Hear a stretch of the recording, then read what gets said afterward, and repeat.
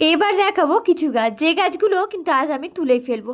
ভেবো না রাগ করে তুলছি, এখানে কিছু কারণ আছে গাছগুলোকে তোলার। প্রথমেই দেখালাম একটা ব্রোগেনভিলিয়া, সাথে বেশ কিছু জবার কাটিং, সাথে একটা ফুরুষ।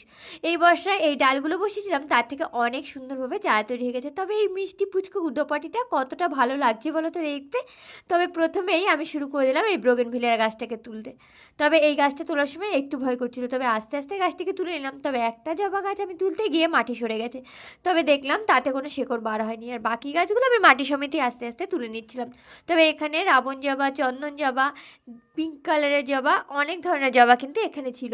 তবে তার মধ্যে শুধু সাদা জবা গাছের ডালটাই আমি চারা তৈরি করতে পারিনি। যাই হোক, প্রত্যেকটা ডাল আমি এইভাবে তুলে নিচ্ছিলাম। তবে তার কারণটা কি বলো তো, এখানে যে সামনে শীত আসছে, কিছু গাছ বসাবো।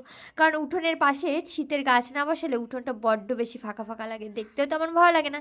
তবে এই যা, ফুরুষ গাছটা তুলতে গিয়ে একটা ভুল যে করে ফেললাম, এই গাছের গোড়া থেকে গেল মাটিটা সরে। তোমরা কিন্তু কমেন্টে জানিও এই গাছটা এইভাবে মাটি যে সরে গেল তাতে কি গাছটা বাঁচবে কি না।